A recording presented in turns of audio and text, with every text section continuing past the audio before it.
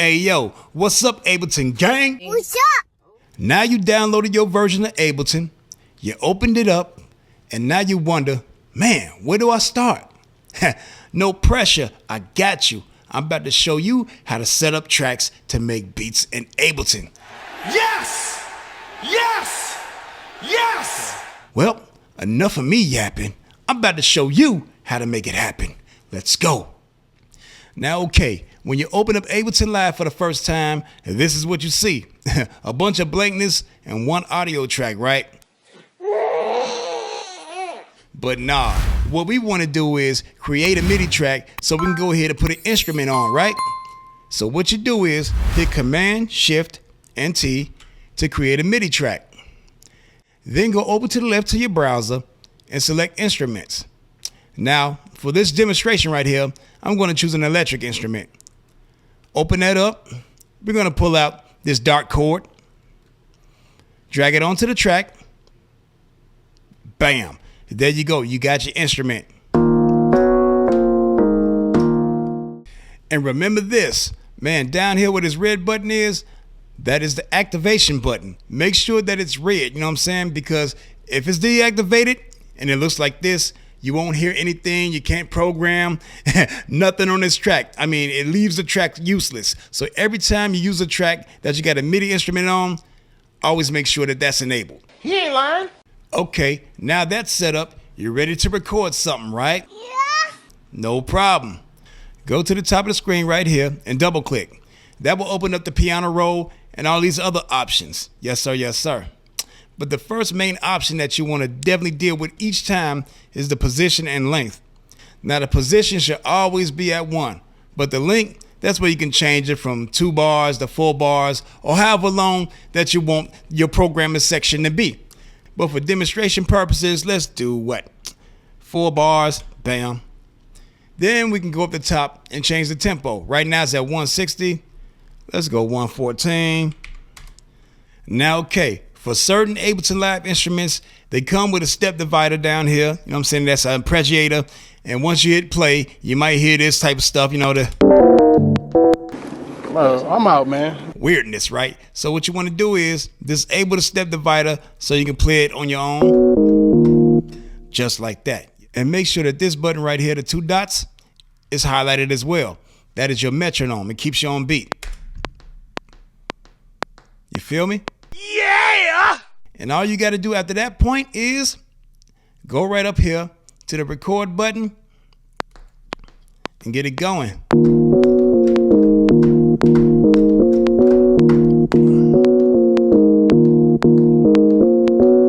Then after that, you go down here to the grid, right click, and tap on quantize.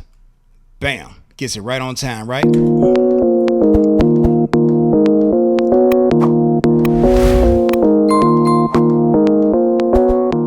Now, okay, now you got your first MIDI track with a plug-in set up with a melody on top that you dig, right? But now you're thinking to yourself, man, I need some drums. No sweat, man. Ableton got 2 stock plugins that are lit. They got Impulse, then they got Drum Rack. But for beginners, I recommend Impulse. Now to get Impulse, go over here, back to your Instruments tab, go down under the name, and grab Impulse and drag it to your Ableton Live session. Bam, there it is. And as you can see down here, you have 1, 2, 3, 4, 5, 6, 7, 8 tabs to put drums on. Man, this is absolutely dope. Now, if you need drums, no problem. Ableton got them stocked. So what you do is you go up to the drum tab, go down to the sound that you want. Right now, we're looking for a kick. And you can listen to the kicks by pretty much clicking right over them.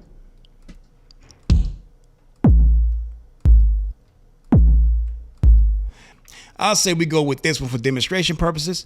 Grab it, drag it, put it on an Impulse track, and there you go. What?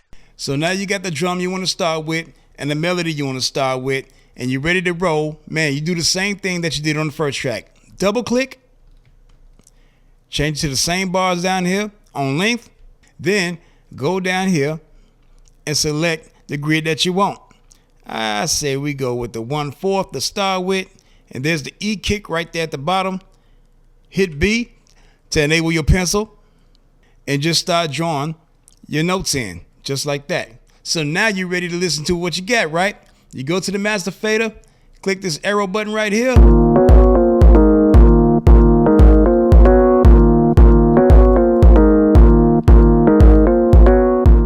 And check this out, man. There are so many options to edit your drum sounds and impulse. It's amazing, bro.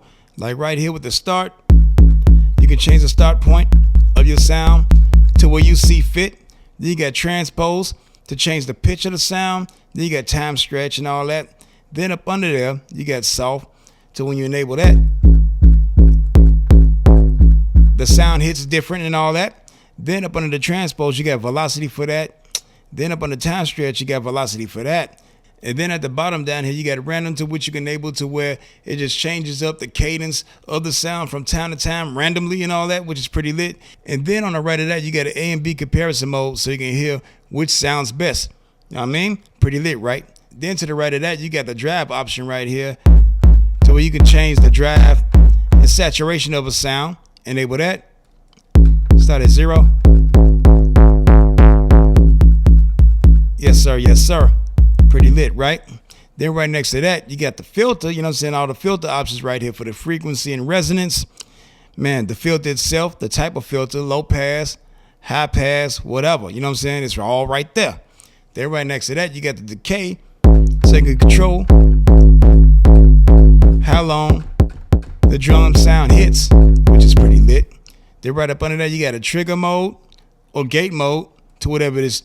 You know what I'm saying? Your choice to your liking. Then right next to that, you got the pan. Then you got the velocity for the pan. Then right next to the volume, you get the velocity for the volume. Then at the last row down here, you got random again, a random option for that. Lit. Then you can mute or solo the sounds directly from the VST. And to the far right here, you got simplified options for volume, time stretch, and transpose. Alrighty then. Now, okay, now we got the basic elements of the beats in place, right? But every time we press play, the master fader's in the red. And that's a no-no. And as you're hearing right now, it sounds distorted, right? Yeah. Now what you want to do is select your first track, hold down shift, then select your second or third track as well. Now you want to play the beat and level it off as you see fit to where you're in the green.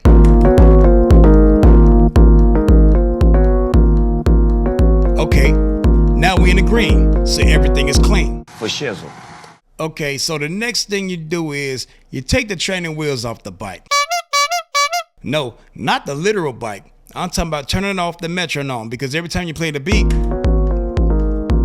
yeah, because you don't need that anymore. You know what I mean? You created a whole melody and a drum pattern so far. So we go up top, disable that. Now you're just dealing with the raw beat. And then before you know it, your track will end up sounding like this. Woo! In the heat of battle, he don't miss. No. In the heat of controversy, he don't miss. No. Now see, it's just that simple to lay that heat in the Ableton. And man, if I helped you out with this video, man, give your guy a thumbs up and subscribe. And if you want to see more videos like this, man, check these out. They're also lit. All right, everybody, be legendary and never secondary. Be easy.